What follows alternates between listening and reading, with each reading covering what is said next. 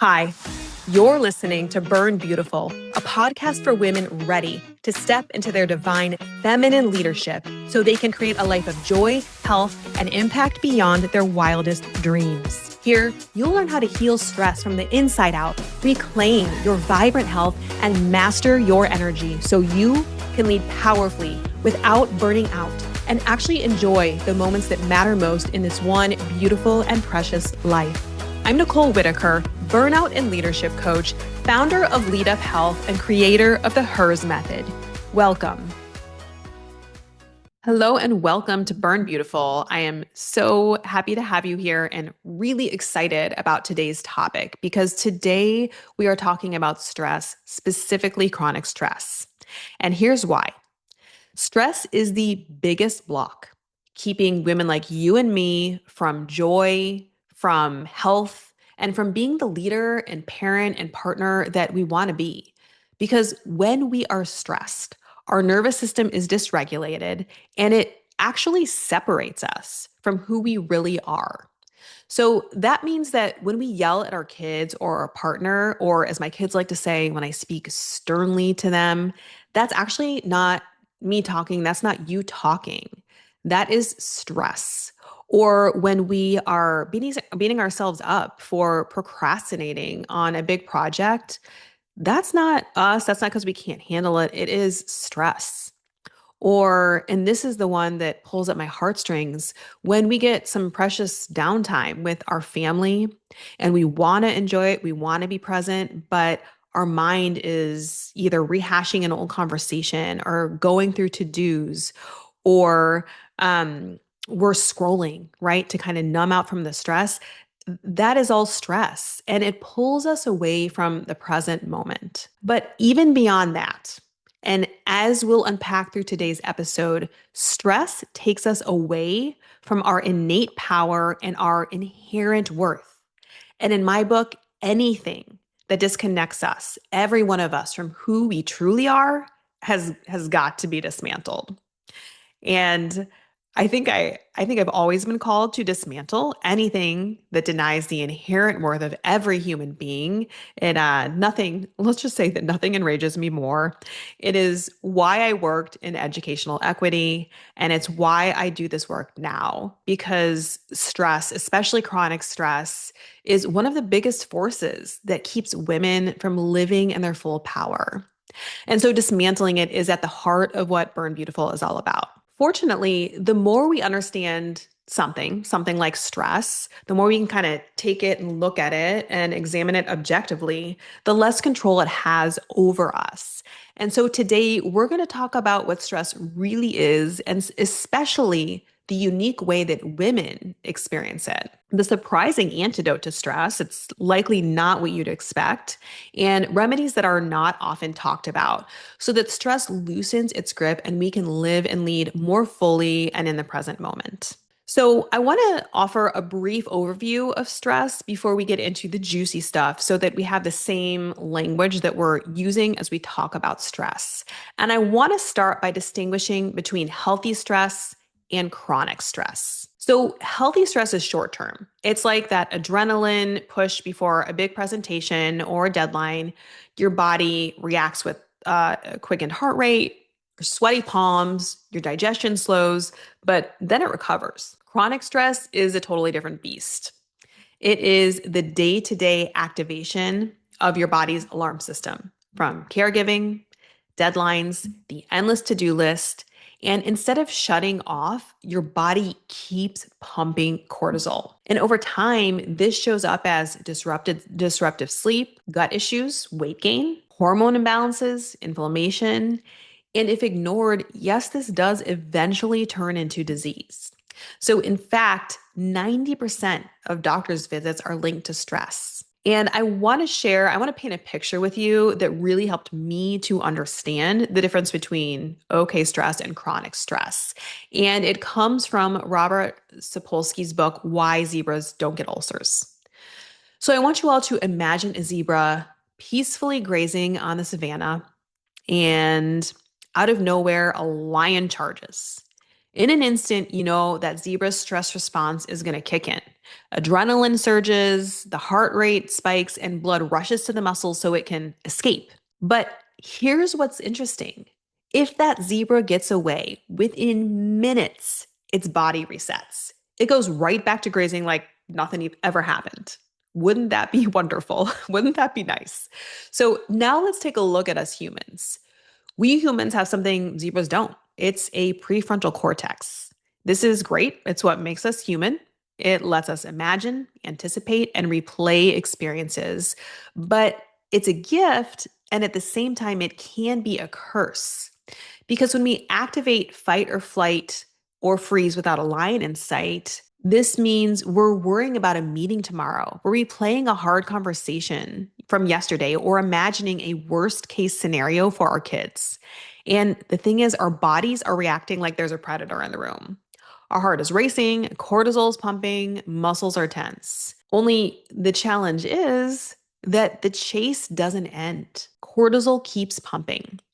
So that's how a life saving stress response becomes corrosive. And here's an important point: the goal is not to never experience stress, it is to recover quickly, like the zebra is able to. But that is easier said than done. Stress and burnout are rising. Nearly 80% of people report stress or burnout, whether from work or parenting or both. For women, it's worse. Under age 50, women face an 82% higher cancer incidence than men.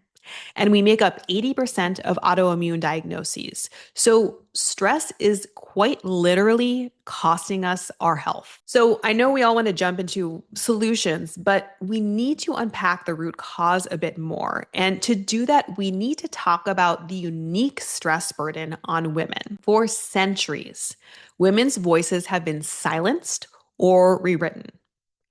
For example, I just recently finished Mary Magdalene Revealed and learned how Mary Magdalene was actually once described as a respected teacher, even the apostle to apostles. But in the Middle Ages, her story was rewritten into one of shame as a prostitute. And that's actually factually incorrect. So this was a deliberate act of erasure. Stories that we're all familiar with is the witch trials, right? Women with knowledge of herbs or midwifery or healing were branded dangerous, they were persecuted and killed. And so their wisdom was reframed as a threat. And the thing is that these messages didn't disappear. They live on. So, research shows that we raise girls differently than boys. Girls are encouraged to be nice or manage emotions and avoid risk. Boys are encouraged to be bold. One well known study found that teachers are more likely to describe girls as fussy or silly, while boys were described as adventurous or assertive. And so, here is the result that we are living with. Many women grow up with this unspoken rule that to be valued, we have to fight like hell to prove ourselves, consider perfectionism and overfunctioning. And at the same time, we have to dim the real us so that you're more palatable for others. Enter in people pleasing. And on top of that, while women now make up nearly half the workforce, we're often still the default parent. So this means we're balancing an ambitious career with the invisible emotional and mental labor of caregiving. So here's the tug of war, right? On one hand, women are more empowered than ever. But on the other, we have this old conditioning that whispers, don't rest, don't you take up space, keep everybody else comfortable. And it's important to note here that these challenges are amplified even more so for women of color, who, on top of all this, are navigating systemic racism. So, this daily rushing keeps us in survival mode, right? But the cost is actually deeper and more subtle. It disconnects us from ourselves. And that disconnection from our body, our heart, our inner authority is the real root of chronic stress. The perfectionism, the overfunctioning, the people pleasing. If we ignore it, it will eventually surface in health challenges, strained relationships, or hitting ceilings in leadership and at work. So now what, right? If we truly want to get out of chronic stress, so we can be healthy, we can have energy, so we can step into our true leadership and actually enjoy this incredible life, we need to reconnect with ourselves, our real selves, not our programming. And so the natural question is how? Now that we know stress isn't just about packed calendars and a lack of bubble baths, right? It is about a disconnection from your three core sources of power. That's your physical body, your mind, and your heart.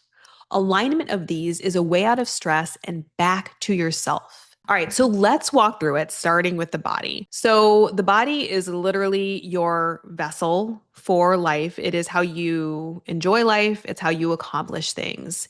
And so, I like to think of it as kind of like the ops team, right? The operating team. And your body is always going to speak up, it's never going to lie. And so, stress is going to start off with the things we mentioned: gut issues, weight gain, trouble sleeping. And eventually it will start screaming in things like illness or total burnout. And I learned this the hard way. I've learned this a few times. I think I've finally got the lesson now. But one of those times was in my first year in teaching through a program called Teach for America. And in that program, our goal was to have our students grow twice the amount of a typical student in 1 year. And I was hell bent on meeting that goal. Now, was it because I cared for my students and wanted them to learn? Of course. Of course. And also, it is because I had this belief that my worth, my value as a human being was tied to whether or not I was able to achieve these outsized results. And this created a ton of stress. I wasn't sleeping. I would stay up until 2 in the morning, lesson planning, and then be up at 6, go in the classroom. And I worked hard and played hard, drank too much, and eventually it truly broke me down. Yes, my body, but also emotionally. Now, ironically, the year I began listening to my body, meaning I was drinking less, I started practicing yoga consistently. I refused to work on the weekends. That year, my students outperformed the rest of the students in the entire network of 17 schools. And yes, I do. This is because I was able to prioritize my physical well-being because I was operating then at my best and able to really be present with and create true relationships and learning with my students. So the next pillar is the mind. So the mind is like the CEO. It's really in charge of everything. It is our minds are brilliant, but what's interesting about the mind is that most of it is on autopilot. So up to 95% of our thoughts and actions are subconscious, which means we do not even realize that we are thinking these things or doing these things. Now, this is good. It means that we're going to automatically look both ways before we cross the street, but it also means that we are not necessarily choosing our thoughts. We're repeating scripts, and those scripts, some of them might sound like my worth equals results, like in my case, or I can't rest until everything and everyone else is okay. Or if I keep them happy, if I keep them liking me, I'm safe. And if we don't begin to become aware of those patterns, it's going to keep us stuck in these loops of overfunctioning and striving and people pleasing. And that is going to keep us in chronic stress. Finally, we have the heart. So the heart is, I like to consider it the visionary. And this is where newer science comes in, quantum science. Um, and so the heart isn't just a pump, it has its own nervous system and it generates the strongest electromagnetic field in the body. So up to 5,000 times stronger than the brains. And yes, this is measurable. We have measurable energy waves that extend beyond ourselves, about 6 feet beyond ourselves in a circumference. So what this means is that when we're stressed, that field of energy becomes chaotic and the whole system is thrown into survival mode and it impacts those around us. But when we tap into love and gratitude and joy, the heart actually sends out more coherent waves, more coherent signals, and it brings the brain and the body and the heart back into balance. So here is the radical truth. The antidote to chronic stress is not trying to be calm, especially not trying to be calm all of the time. The antidote to stress is actually love. When we operate from a state of love, giving love, receiving love, remembering that we are love, there just isn't room for us to hang on to stress. We are vibing too high. When we realign with the heart, the stress just loses its grip. So here's the bottom line: the body speaks first, the mind drives the patterns, but the heart holds the key. Stress is disconnection, healing is reconnection. So let's reframe stress because it is actually quite powerful. It is actually, and hear me out, our friend.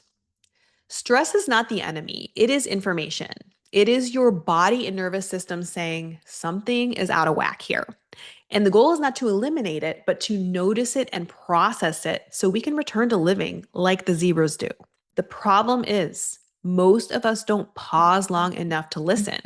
We push it down, we push through, we normalize the rush and the tension, which makes sense because it's everywhere. It's how most people are functioning. But when we shift our perspective, stress becomes a signal, not a sentence. And this means stress is on our side and it can be our teacher if we let it. So if you think back to your own life, and go ahead and do this now, I want you to think of a time when you were most alive, you were clear, you were powerful. When did you feel like you were being successful? I would put money on it that this was a time in your life when stress was low and alignment to your real self was high. As I mentioned, I saw this in my own classroom many, many years ago. When I sacrificed myself, my well being, my students didn't grow. But when I began healing and aligning my body and my mind and my heart, I was actually able to be connected and present and teach the incredible beings sitting in front of me. So this shift did not just change me, it changed them. And I'm sure when you think about your own example, you notice how when you were in that state of alignment, the ripple effect it had on others. I saw this in leadership too. An incredibly brilliant woman that I once managed told me she didn't realize she could take PTO until she saw me do it. This is because she had internalized this belief that success required constant sacrifice. But you all, the moment she gave herself permission to take more breaks, she stepped into a new level of clarity and she was promoted into a new level of leadership. This is why I say stress can actually be power. When we notice it, when we listen to it, it actually points us back towards alignment. So the very thing that is blocking us, stress, is actually the doorway to our power. And on the other side of releasing it, we become better leaders, parents, partners, and humans. All right, so let's get practical. How do we actually start to move out of chronic stress and back into alignment? Here are 3 powerful practices that you can start right now. So, the first step is to notice stress and befriend it. So, next time you notice you're feeling stressed, right? Your heart's racing, your mind's racing, sweaty palms, and you're wherever it is feeling stressful, I want you to try turning toward it. Literally say hello. Hey, stress. Hey, familiar tightness in my chest. What are you trying to tell me today? Because when we befriend stress, we recognize it's actually not here to punish us. It is here to protect us. And when you meet it with curiosity instead of judgment, it's going to soften for you. It loosens its power to run the show, and instead, it becomes your teacher. The second tool is to breathe into your heart. So, this is from the Heart Math Institute. You can put your hand on your heart. You can practice it right now with me if you'd like. Breathe slowly, as if in and out of your chest, in and out of the actual physical location of where your heart is. And as you breathe slowly, simply recall a moment of gratitude or love. This could literally be anything. It could be the last time you saw a sunset or someone who was friendly to you on the street. And within 60 to 90 seconds of doing this, your heart rhythm actually shifts to greater coherence, and it's going to calm the brain and lower your stress hormones. Number three is that you have got to do the deeper work. There is just no way around it. So these in the moment exercises are incredibly important, but we also know that stress isn't just in the moment. It's subconscious patterns like perfectionism and people pleasing that feel normal to us. So that's why deeper work matters. Things like journaling. Interesting fact about journaling. I just started up again and it's been incredibly helpful. It is the one consistent thing that if people journaled during COVID, it helped to reduce stress. So things like journaling, coaching, and meditating, these things help us to uncover and clear these limiting beliefs that we wouldn't even notice and that are keeping us stuck. And so this is how we stop stress at its roots, not just the surface. So these may sound simple, but when you do these things, when you greet stress with compassion, when you breathe into your heart, and when you do some deeper work, you're retraining your nervous system. You're literally rewiring yourself. So remember, stress is a disconnection from self, and healing stress requires reconnecting with self. So let's bring it all together. Stress is not a weakness. It is not a failing. It is information. So it's your body, your mind, and your heart saying something is out of whack here. Something's out of alignment. Chronic stress has become common, but that does not mean it is normal. Our bodies are suffering because of it. It's the tug and war of old conditioning that keeps us disconnected from ourselves. And when we ignore that disconnection, it doesn't disappear, unfortunately. It shows up in our health, in our relationships, our work, until we finally begin the journey back to ourselves. And so here's the hope. When we notice stress, when we listen to it, when we realign our body, our mind, and our heart, stress becomes the very thing that leads us back to our power. If this episode resonated with you, share it with a friend who might need a reminder. Subscribe so you never miss an episode, and come connect with me on Instagram at nicole.leaduphealth. Or if you want to explore coaching, go to www.leaduphealth.com. And up next, we're going to dive into the first pillar of the HERS method, which is holistic health, and how simple shifts in your relationship with your body and your health can dramatically reduce stress and help you to live and lead from a place of true empowerment. And remember, your burnout can be your breakthrough if you listen to it. Burn beautiful, loves. Thank you for spending this time with me. If this episode sparked something in you, subscribe, and I'd be so grateful if you'd take a moment to rate and review the show. It is the most powerful way to help other women find it.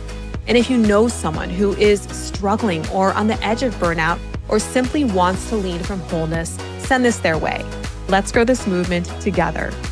To get exclusive insights, tools, and behind-the-scenes support, join the HERS Insider List at www.leaduphealth.com.